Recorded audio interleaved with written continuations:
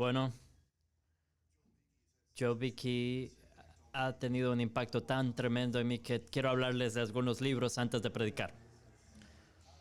Me emocionan estos libros que salen de Founders Press. El Señor ha bendecido este ministerio tremendamente durante los últimos años y tenemos algunos libros que tienen que conocer. Les animo a buscarlos. Tenemos esta serie que acabamos de empezar sobre verdades fundamentales para la adoración familiar, teología sistemática para usarla con alrededor de la mesa o antes de acostar a los niños.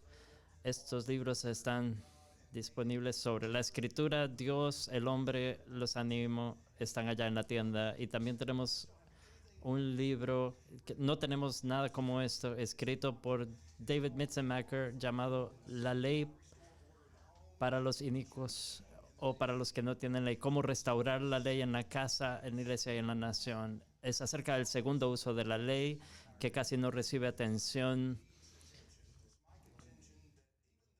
Y argumento que incluso los que somos confesionales no hemos estado pensando tan cuidadosamente acerca de lo que la Biblia enseña sobre la ley de Dios, especialmente el segundo uso de la ley, el uso político. Si no fuera así, no nos habrían sacudido tan fácilmente durante los años de COVID y el fiasco de Black Lives Matter. Este otro libro de este autor que dio una charla sobre cómo cultivar y cómo edificar bien, y fue brillante y él estuvo de acuerdo en ponerlo en forma de libro. Es tan vital, especialmente para los jóvenes que están empezando a pensar en sus vocaciones para sus vidas y lo que significa vivir bien en un mundo que este libro está bien fundamentado en las escrituras y destruye algunas ideas que tenemos sobre finanzas. Vamos a orar. Padre, te damos gracias por el privilegio de estar aquí. Te pedimos que al escuchar tu palabra, tu Espíritu Santo la utilice en nuestras vidas y que nos hagas humildes para recibir tu palabra, para ser instruidos, para ser corregidos y reprendidos, para ser equipados en justicia. Llena tus propósitos para esta reunión, te lo pedimos en el nombre de Jesús. Amén. Hagan discípulos. Este fue el último mandato que les dio Jesús a sus discípulos antes de ascender al cielo.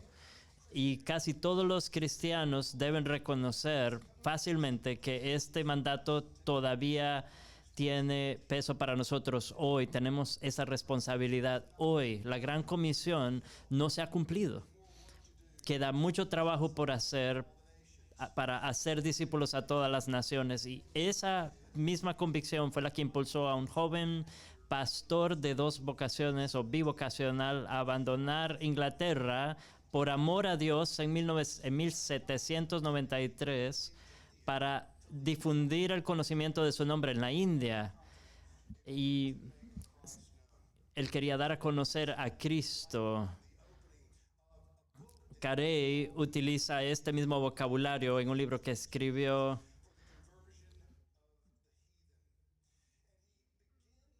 Él empieza ese libro notando que no es suficiente que el pueblo de Dios ore que venga el reino de Dios y se haga su voluntad en el cielo como en la tierra. Los cristianos no solo deben expresar deseos con palabras, sino que también deben utilizar todos los medios legítimos para difundir el conocimiento de su nombre por toda la tierra. Carey dedicó 4 décadas de su vida en sumisión al gran mandato, la gran comisión de su Señor. Su anhelo era que los paganos del subcontinente de la India se apartaran de los ídolos y se reconciliaran con el Dios vivo mediante la fe en Jesucristo. Y esto lo animó a llevar su misión de vida en ese continente. Su misión era hacer discípulos. Y la forma en que Carey entendía esta obra de hacer discípulos la expresó en un sermón que predicó en 1792 se había reunido con un grupo de pastores en una conferencia pastoral en Nottingham, y la cita que utilizó fue Isaías 54, versículos 1 y 2, que dice: alarga tus cuerdas y refuerza tus estacas, porque te extenderás a la derecha y a la izquierda, y tu descendencia heredará las naciones y hará que las ciudades desoladas sean habitadas. El sermón que predicó en esa ocasión llegó a llamarse el sermón inmortal, porque tuvo tanto impacto en los pastores que estaban ahí. Desafortunadamente no queda nada de ese sermón, excepto la tesis. Una tesis que decía simplemente: esperen grandes cosas e intenten grandes cosas. Esperen grandes cosas de Dios e intenten grandes cosas para Dios. En muchos sentidos, ese sermón fue el que inició el movimiento misionero moderno. Se fundó la agencia misionera que envía a un montón de misioneros y que lo envió a él. Y durante los siguientes 41 años, Carey se dedicó con celo y esfuerzos ambiciosos que a veces parecían delirantes en sus expectativas para hacer esto. Y el Señor bendijo sus esfuerzos y lo hizo de tal manera que incluso las expectativas de Carey fueron más allá. Aunque él no llegó a ver a su primer converso hasta 7 años después, antes de morir vio que se establecieron de 20 a 25 iglesias y misiones, y a miles de personas que se volvieron de los ídolos a servir al Cristo vivo. Él ayudó a establecer la ciencia y la historia natural como disciplinas respetadas en la India, donde no se conocían. Introdujo la imprenta, la fabricación de papel con recursos locales. Fundó el primer periódico en una lengua oriental y publicó obras de gramática, diccionarios y libros clásicos en las lenguas nativas. Introdujo los bancos y luchó en contra de la usura y las prácticas opresivas. Abogó por el tratamiento y el cuidado de las personas con lepra. Fundó la Sociedad Agrícola y Hortícola. Es una palabra difícil. Todo eso que crece. Una sociedad horticultural. Fue responsable de la traducción total o parcial de las escrituras a más de 35 idiomas. Luchó por eliminar el sacrificio de niños y la horrible práctica del satí, donde la viuda de un hombre que había muerto era quemada junto con el viudo. Durante 35 años llegó a ilegalizar la práctica del sati. ¿Cómo sucedieron estas cosas? Sucedieron cuando Carey intentó lograrlas con fe y Dios bendijo sus esfuerzos con su gracia. Carey empezó su labor con lo que la IMB llama una visión holística del trabajo misionero. Y lo que Carey entendió y lo que otros discipuladores antes de él y después de él han tenido que entender es que la gran comisión de Cristo, la que él le da a su iglesia, no puede entenderse perfectamente de la manera limitada en que nosotros normalmente entendemos el evangelismo. Y con eso quiero decir que la comisión de Jesús incluye más que llevar a las personas a confiar en Él como Señor y Salvador. Quiero dejarlo claro, no significa menos que esto. Es absolutamente esencial. Una persona no puede ser discípulo de Jesús sin apartarse del pecado y arrepentirse del pecado y confiar en Cristo como Salvador. Eso es completamente necesario. Pero el evangelismo apunta a la conversión, porque la conversión es necesaria para que se cumpla la comisión. Sin esto no se cumple el mandato del Señor. Pero la creación de discípulos no termina con la conversión. Hay mucho más en lo que el Señor llama a hacer hacer sus discípulos en la obra del discipulado. Y si no reconocemos esto, me temo que nuestros esfuerzos por cumplir la gran comisión se van a ver frustrados, o peor aún, van a quedar relegados a una clase profesional de ministros y misioneros. Hay 3 líneas de razonamiento bíblico que conducen a esta comprensión o este punto de vista por una comprensión más holística o completa de la gran comisión y de lo que el Señor quería decir cuando dijo que fuéramos a ser discípulos. Lo primero es que debemos considerar lo que dice la Escritura con respecto al propósito principal de Dios en la creación. Y ese propósito principal que Él tiene es la manifestación de su propia gloria. Mi amigo Tom Nettles me contó recientemente acerca de una conversación que tuvo con sus nietas mientras conducían por Kentucky. Era otoño, las hojas estaban cambiando, había flores silvestres y él miró a su nieta y le dijo: el mundo es una maravilla teleológica.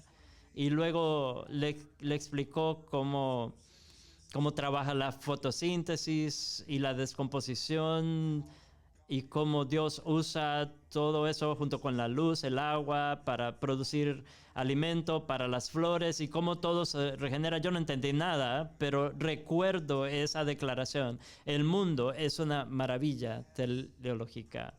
Tiene un propósito, tiene un diseño. Dios creó este mundo con un fin y es glorioso. Y la gloria de la creación es la gloria de Dios. Dios creó el mundo para su propia gloria.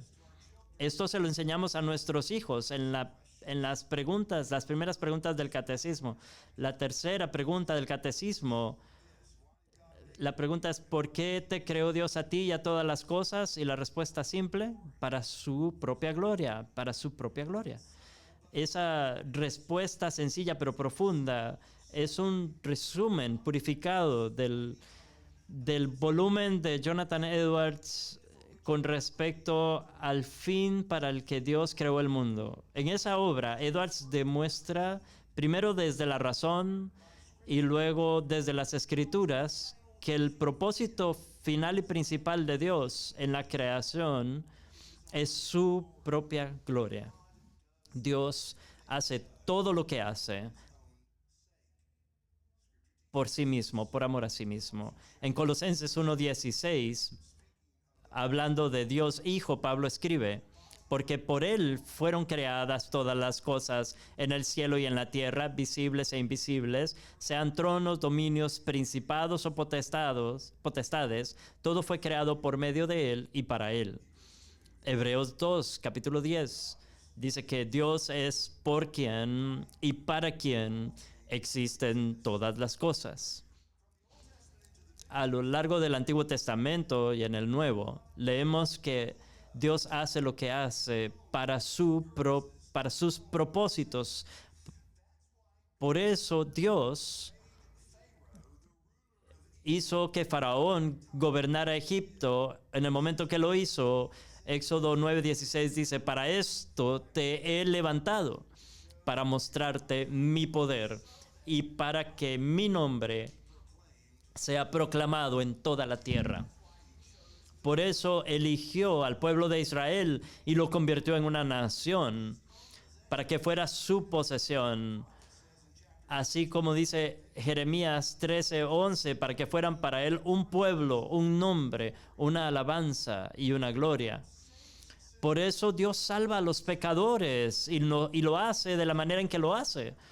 Efesios capítulo 1, del 3 al 14, dice claramente: Él nos escogió y nos predestinó para ser adoptados para alabanza de la gloria de su gracia. Pablo dice que a través de la sangre de Cristo hemos obtenido una herencia para alabanza de su gloria. Y el Espíritu Santo sella a los creyentes como garantía de nuestra herencia para alabanza de su gloria. Desde el principio y a lo largo de la historia, Todo lo que Dios ha hecho, lo ha hecho para su propia gloria. Eso significa que todo lo que existe, existe para su propia gloria. Todo lo que tiene existencia, existe para su gloria. El salmista lo dice en el Salmo 19, versículos 1 y 2. Los cielos cuentan la gloria de Dios y el firmamento anuncia la obra de sus manos. Un día tras otro derrama su mensaje y una noche tras otra revela su conocimiento. Y luego al apóstol Juan se le da esta escena en Apocalipsis 4, 11, esta visión del cielo donde ve a los 24 ancianos que claman: digno eres, Señor y Dios nuestro, de recibir la gloria, la honra y el poder, porque tú creaste todas las cosas y por tu voluntad existen y fueron creadas. Como dice Calvino, toda la creación es el escenario de la gloria de Dios. Él creó este mundo para que su gloria fuera manifestada en él y a través de él. Calvino dice: Dios se reveló a sí mismo y se revela diariamente en toda la obra del universo. Ese ha sido su diseño, ese es su propósito. Eso es lo que ha tenido en mente desde el principio. Y el hecho de que Dios crea todas las cosas para su gloria incluye la creación del hombre, de usted y de mí. Estamos aquí porque Dios así lo quiso. Cada persona que usted conoce existe para la gloria de Dios. Dios creó personas para magnificar su gloria. Después de crear a Adán y Eva y verlos a ellos y el resto de la creación, dijo que era bueno en gran manera, porque a diferencia del resto de la creación, Adán y Eva fueron creados a imagen de su creador. La Confesión Bautista de Londres de 1689 lo pone así: después de que Dios hubiera creado todas las demás criaturas, creó al hombre, varón y mujer, con almas racionales e inmortales, haciéndolos aptos para la vida con Dios para la que fueron creados, siendo hechos a imagen de Dios en conocimiento, justicia y verdadera santidad. La manifestación de su gloria es la razón por la que Él lo creó todo, incluyendo a la humanidad. Esa es la primera línea de razonamiento bíblico que quiero establecer ante nosotros para pensar responsablemente sobre lo que quiere decir Jesús cuando nos envía a ser discípulos. Y lo segundo es esto: el encargo que Dios le dio a Adán en la creación fue difundir su gloria por todo el mundo. Y por eso le dio el mandato de la manera que lo hizo. Lo vemos revelado de dos maneras. Primero, en el mandato cultural o mandato de dominio que vemos en Génesis 1, donde vemos que Dios le da instrucciones específicas a Adán en los versículos 26 al 28. Dijo Dios: hagamos al hombre a nuestra imagen, según nuestra semejanza, y que tenga dominio sobre los peces del mar, sobre las aves del cielo, sobre el ganado, sobre toda la tierra y sobre todo animal que se arrastra sobre la tierra. Y creó Dios al hombre a su imagen, a imagen de Dios lo creó, varón y hembra los creó, y los bendijo Dios y les dijo: fructificad y multiplicaos, y llenad la tierra, y sojuzgadla, y señoread en los peces del mar, en las aves de los cielos, y en todas las bestias que se mueven sobre la tierra. Creó al hombre a su propia semejanza, a su propia imagen. Esa idea de imagen se refiere a algo cortado de un objeto, como una escultura tallada en madera, semejante o una réplica. Son dos cosas diferentes. Imagen y semejanza significan lo mismo. Y la idea es que Dios creó a las personas para ser como Él y representantes suyos en la creación. E inherente en esta responsabilidad, en la meta de ser creados a imagen de Dios, está el deber de representarlo correctamente en este mundo. Y este deber aparece claramente en el encargo que Dios le da a Adán al haberlos creado. Como portadores de la imagen, la humanidad tiene ciertas responsabilidades específicas y podemos ver tres partes. Primero, ejercer dominio, lo vemos en los versículos 26 y 28, que tengan dominio, que señoreen.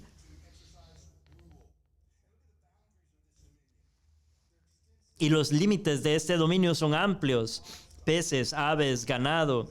Y luego en el versículo 28 añade sobre todos los seres vivos. Todo el reino animal debe estar bajo el dominio de los portadores de imagen de Dios. Y el versículo 26 también dice sobre toda la tierra. Entonces no es solo el reino animal, sino el reino inanimado, el mundo inanimado también.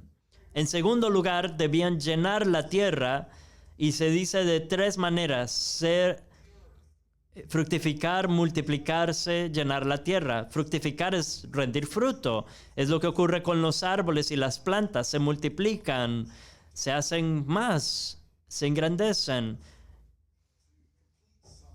Llenar la tierra es completar algo, llenarlo hasta arriba.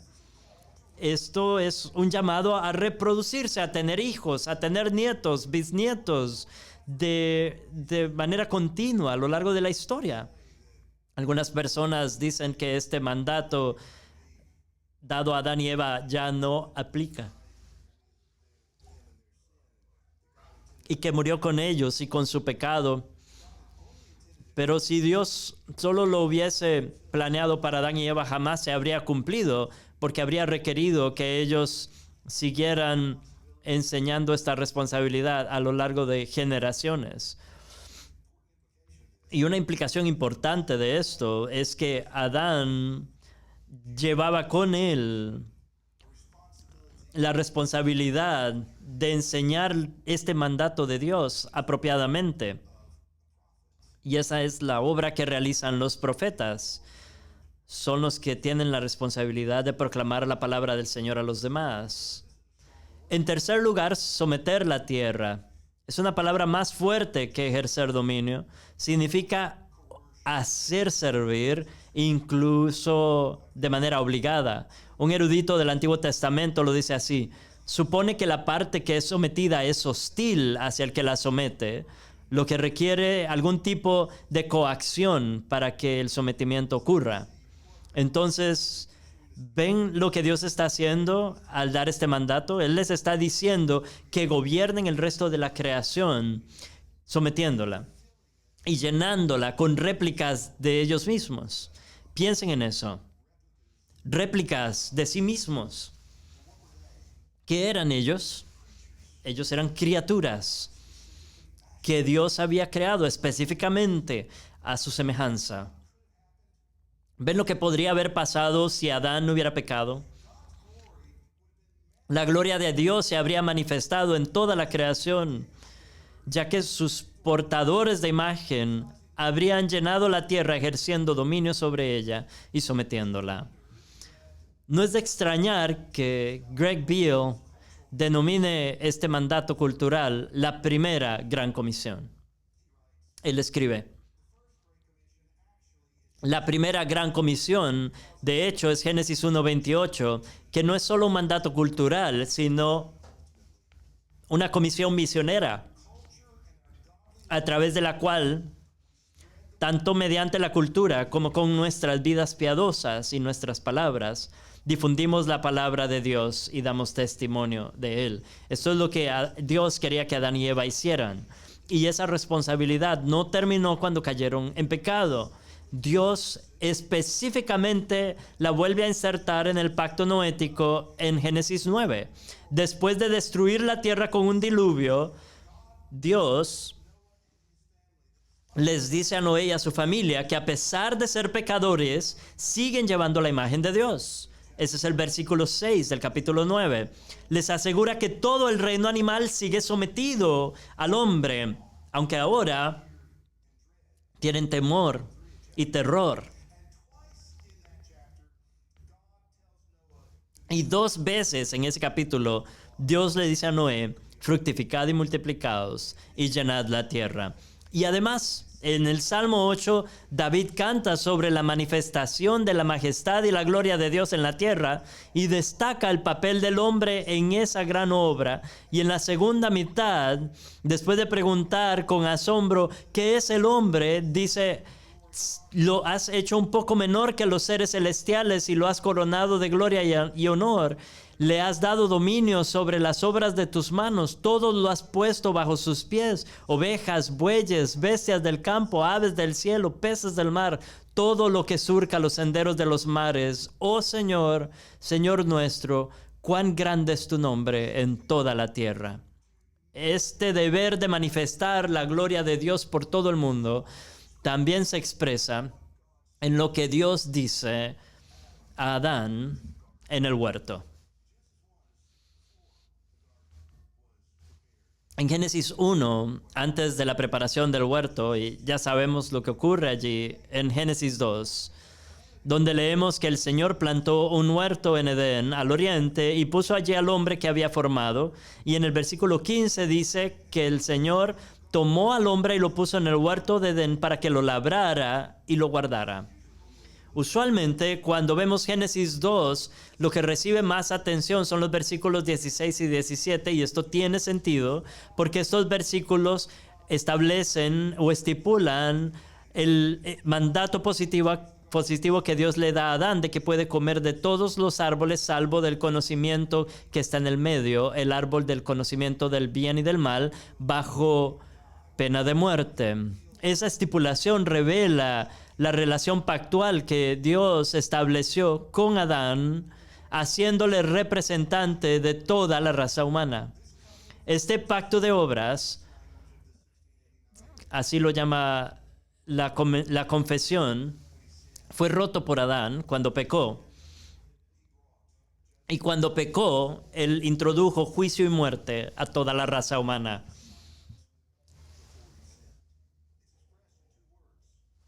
Pero Dios le dio a Adán una tarea en 2 palabras: trabajar, labrar y guardar. Debía trabajar, servir, ejercer dominio, ser como un rey en este huerto. Estos 2 términos, labrar y guardar, son los mismos términos que encontramos en Números 3, 7 y 8 para describir lo que los levitas y sacerdotes debían hacer en el tabernáculo. Debían cuidarlo y ocuparse de él. Así, Adán debía guardar el huerto y cultivarlo de tal manera que su belleza y bondad se extendieran al resto de la creación. Debía cumplir el mandato cultural que Dios le había dado, ejerciendo dominio, sirviendo como el cuidador del huerto, haciéndolo que se esparciera por toda la creación. Dios creó el mundo, que era bueno, estableció el huerto en un lugar llamado Edén, el paraíso, y puso a Adán y Eva, las criaturas más elevadas, en el huerto, y encargó a Adán que lo labrara y lo guardara. Esto significa que Dios quería que él llevara a cabo sus responsabilidades de una manera real y sacerdotal. No debía simplemente ganarse la vida, satisfacer sus necesidades, sino encontrar un lugar en el mundo donde Dios lo había colocado para cumplir su vocación, su llamado, de servir no solo a las personas, a sí mismo, sino a Dios. Dios creó a Adán para manifestar su gloria en el mundo, sometiéndolo, llenándolo, ejerciendo dominio y poblándolo con otras personas, otros portadores de imagen, que junto con él aumentaran la belleza de este lugar, convirtiéndolo todo en un huerto. Y Adán debía hacer esto, predicando la palabra de Dios como un profeta, cultivando y protegiendo como un sacerdote y un rey. ¿Qué mundo habría sido ese si Adán y Eva no hubieran pecado? Un mundo sin espinas, de belleza, armonía, justicia, amor y productividad por todas partes, donde las personas rectas viven en comunión con Dios, siempre deleitándose en Él, siempre comprometidas con mostrar su gloria en la creación. Pero como sabemos, eso no fue lo que pasó. En Génesis 3, Adán falló y en su caída todos pecamos. Toda la raza humana cayó en pecado con él. Pero el propósito de Dios para el mundo no cambió. Sigue siendo el escenario en el que Él despliega su gloria, y el encargo a sus portadores de imagen no cambió. Cada uno de nosotros fue hecho a imagen de Dios y está obligado a vivir para su gloria y a difundir su gloria en el mundo. Adán pecó como cabeza de nuestra raza. Ya no podemos cumplir nuestra obligación para Dios perfectamente. Podemos aproximarnos siendo creativos, productivos, ejerciendo cierto dominio y dejando réplicas de nosotros mismos. Pero toda nuestra progenie llega a este mundo como imágenes, como portadores de la imagen de Dios, pero pecadores que tienen una imagen distorsionada y están separados de Él. Por lo tanto, no podemos llenar el mundo de gente recta. No podemos cumplir nuestros deberes proféticos, sacerdotes y reales. No podemos hacer lo que Dios pide. Estamos perdidos, sin esperanza de salir por nosotros mismos de la situación en la que nos encontramos por nuestro pecado. Necesitamos un nuevo Adán, un segundo hombre. Y eso es lo que Dios ha hecho por nosotros al darnos un nuevo profeta, rey y sacerdote que no falla, que sí nos rescata y hace todo por nosotros, todo lo que nosotros no podemos hacer. Eso tenemos en el Señor Jesucristo. Al tomar carne humana, el Hijo se hizo hombre, y ese hombre hizo todo lo que nosotros estábamos obligados a hacer y no podíamos hacer, para hacernos justos ante Dios, para justificarnos por medio de la fe en Él. Tomó nuestro lugar, vivió como nosotros y tomó el pecado sobre sí mismo y experimentó el castigo de Dios en la cruz. Y ahora nosotros recibimos lo que Él ha logrado.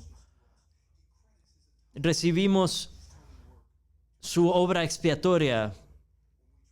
Así que cuando confiamos en Cristo, lo recibimos con todos los beneficios que trae como profeta, rey, sacerdote. Él nos enseña, nos reconcilia con Dios, nos defiende y cuida de nosotros.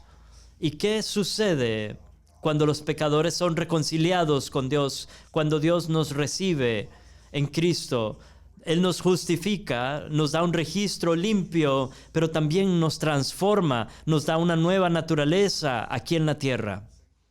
Segunda de Corintios 5:17 dice que si alguno está en Cristo, es una nueva criatura. Las cosas viejas pasaron, todas son hechas nuevas. ¿Qué significa esto? Voy a darles algunos puntos. Significa que en el corazón de la nueva vida que recibimos por medio de Cristo empezamos un proceso de ser hechos cada vez más conformes a Cristo. Y este es el propósito de Dios para nosotros. Romanos 8:29. A los que antes conoció, los predestinó para que fuesen hechos conformes a la imagen de su Hijo, para que Él fuera el primogénito entre muchos hermanos.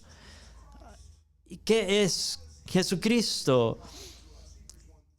Hebreos 1:3 dice que Él es la imagen expresa, la representación exacta, la huella exacta de Dios. Vemos a dónde lleva esto. Lleva al cumplimiento del propósito para el cual Dios creó al mundo. Conduce a llenar la tierra de portadores de la imagen de Dios que van a manifestar su gloria. El Señor Jesús lo ha hecho y lo está haciendo a la perfección, y un día se va a cumplir, se va a consumir. Pero los discípulos, su cuerpo, formamos parte de su misión, y esa misión se ve en el propósito principal de Dios en la creación. la manifestación de su gloria, la comisión que le dio a Adán. Esa misión no ha cambiado hasta el día de hoy, pero en un mundo caído, donde el último Adán, con su vida, muerte y resurrección, ha hecho nuevas todas las cosas, esa comisión ha sido refinada en lo que podríamos llamar, lo que llamamos la Gran Comisión. El tercer punto para entender la responsabilidad de hacer discípulos es que la Gran Comisión debe entenderse a la luz del propósito último de Dios de manifestar su gloria en el mundo. En ese sentido, la Gran Comisión puede entenderse como la forma del mandato cultural después de la caída y después de la obra de Jesucristo. La meta de la Gran Comisión es extender la gloria de Dios por todo el mundo, y esto sucederá donde se lleve a cabo esta Gran Comisión, donde encuentres discípulos de Jesús que observan guardar todo lo que Él ha mandado. Eso resulta en la gloria de Dios manifestada, porque la gracia de Dios que trae salvación nos entrena para renunciar a la impiedad y a los deseos mundanos y vivir de manera sobria, justa y piadosa, porque ahora vivimos de manera celosos de buenas obras. Y como enseñó Jesús en el Sermón del Monte, nuestra luz debe brillar delante de los hombres para que ellos vean nuestras buenas obras y glorifiquen a nuestro Padre. Y Pedro exhorta diciendo que debemos conducirnos de manera honorable para que el mundo, cuando vean nuestras buenas obras, glorifiquen a Dios en el día de la visitación. El objetivo de la Gran Comisión es hacer discípulos que manifiesten la gloria de Dios en el mundo.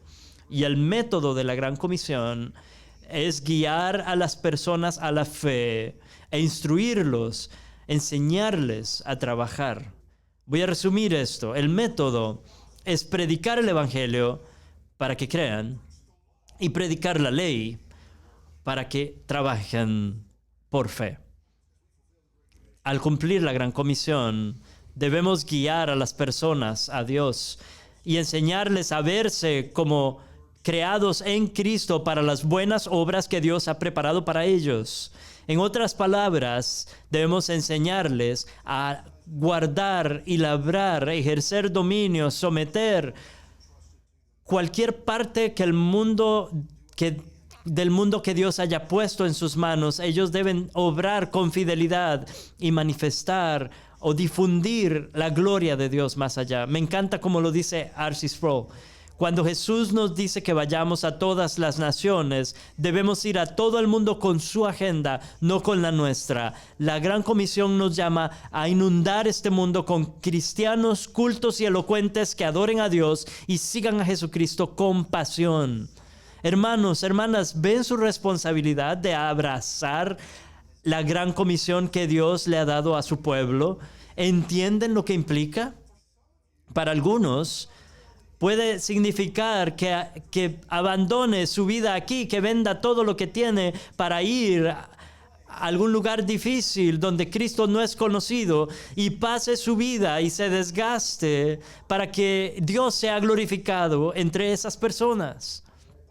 Para otros implica atender el llamado de Dios de ser esposa, de ser madre, de criar a sus hijos en la disciplina y amonestación del Señor para que Dios sea glorificado en su hogar.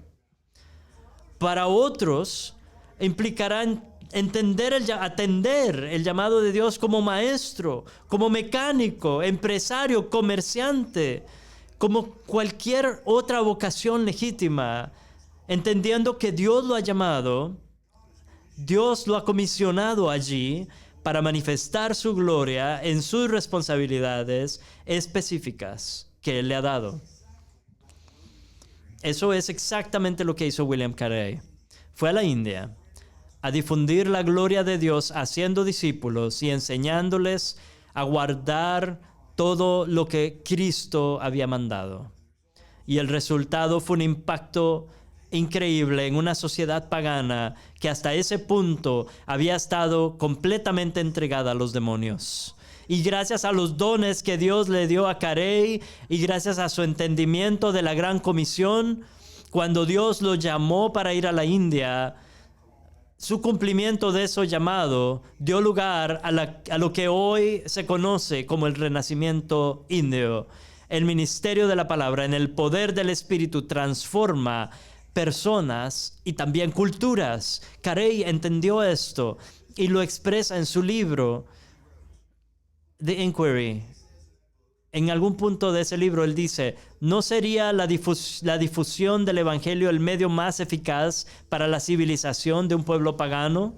¿No lo convertiría eso en miembros útiles de la sociedad? Sabemos que tales efectos se produjeron en cierta medida tras los esfuerzos mencionados de Eliot, Brainerd y otros entre los indios americanos. Y si se hicieran intentos similares en otras partes del mundo y tuvieran éxito con la bendición divina, lo cual tenemos todas las razones para creer que así sería, ¿no podríamos esperar ver teólogos capaces o leer tratados bien redactados en defensa de la verdad, incluso entre aquellos que en la actualidad parecen apenas humanos? Eso sucedió en la India, sucedió en los Estados Unidos, sucedió en escuelas, en empresas, en hogares. Sucedió donde sea que el reino de Jesucristo es extendido por el poder del Evangelio. Y cuando sucede, la gloria de Dios se manifiesta en este mundo. Así que hermanos, hermanas, aceptemos nuestro llamado para cumplir la gran comisión. Y hagámoslo confiados en que somos parte de lo que el Señor está haciendo para cumplir el propósito mismo para el cual nos creó y creó este mundo. Y que seamos diligentes y celosos en declarar su grandeza, sabiendo que el día se acerca en que la profecía de Habacuc se va a cumplir y la tierra se llenará del conocimiento de la gloria de Dios, como las aguas cubren el mar. Y usted y yo tenemos un papel en eso. Oremos. Padre nuestro, te damos gracias por tu palabra. Te damos gracias por la revelación de tus propósitos eternos para este mundo. Perdónanos por tener una mente pequeña. Perdónanos por entender nuestro trabajo simplemente como una forma de ganarnos otro cheque. Perdónanos por descuidar lo que tú has puesto en nuestras manos, en nuestros hogares, como una molestia insignificante. Perdónanos si no hemos visto